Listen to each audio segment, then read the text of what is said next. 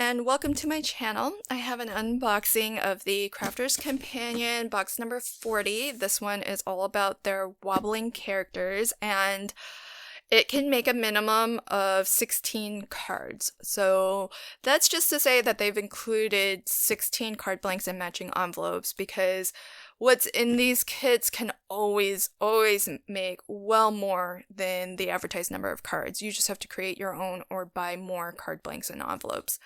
But the wobbling characters are super duper cute. I really had to exercise all my willpower not to buy the full collection of characters when they released. Instead, I opted to get the box because, one thing I've noticed with the boxes is that when they have these character sets, you often get more than one character, and sometimes you get 2, sometimes you get 3, and this time we're getting 4. Normally, if you were to buy their wobbling character stamp and die set, each set is only the one character. And so to get 4 in this kit just is on top of everything else that you're getting. It's just a fantastic deal.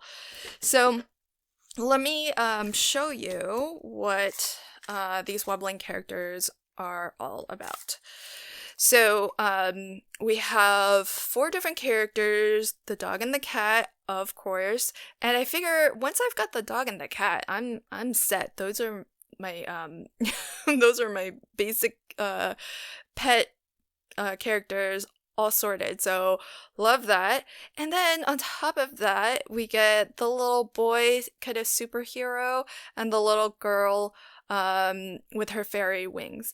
And I've been sort of shopping around and always eyeing these superhero characters and have not yet purchased any. So again, seeing it in this kit just made this kit a must-get for me. Now, with each of these characters, you do get the coordinating die to cut that out. So, love that. And of course, you can use just the characters on their own, just like that, and mix them with the sentiments. And the sentiments are kind of punny, so they go with each, or there's at least one that goes with each. So, for example, we have thank you very much. We have your possum. We've got to my wonderful best friend. That's a nice general one. I hope your day is magical. Is he a superhero or is he a magician? Now that I'm seeing magical. Or the fairy? I don't know. All I know is they're all really cute. Now this kind of psychedelic swirly bit here, that is the mechanism that is going to make your characters wobble. So they suggest that you die cut this out of acetate, for example, which is a little bit thicker and stronger, and so and it won't kind of tear on you, so that as people interact with it, it stays nice and sturdy and strong, and gives your character that sort of kinetic movement on your card. And so each of these does have its own sort of spiral cut for that wobble effect. And I'm not too sure why they couldn't just, take the smallest, spiral and just give you the one, and then maybe give us some other sort of accessory stamps and dies to go with.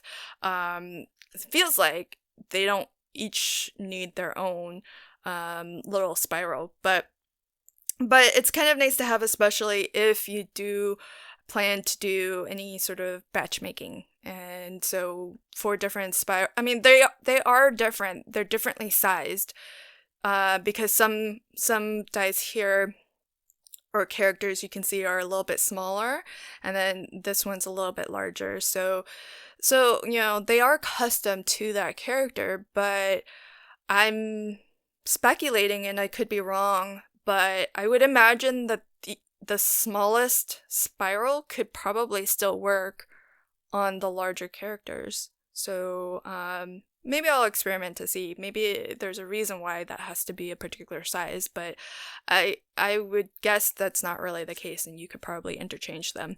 But in any case, having 4 dies that cut out spirals means you can just die cut faster if you are making either like a set of cards as a gift or you're batch making.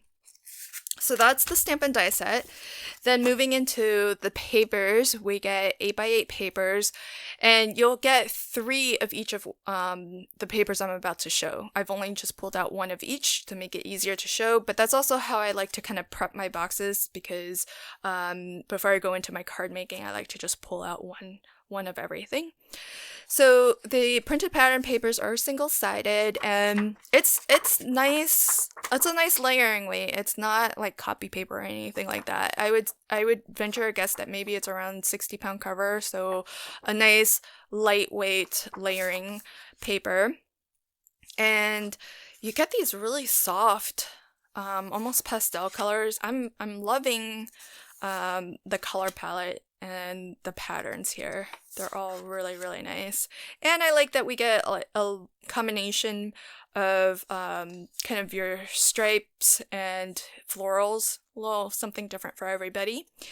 And then we have solid color cardstock that perfectly coordinates with the pattern paper. So I'll fan them out just so that you can see how well everything coordinates.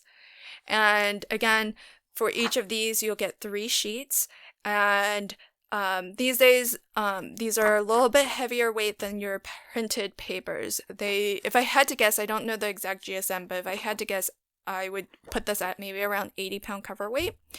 And these colored cardstocks, they are white core. So, if you like to do that technique where you emboss and then maybe distress it a little bit so that some of that white comes through, or if you like to tear and have that torn edge visible, the white core visible, then you can do that. So this does lend itself to a lot of different techniques like that.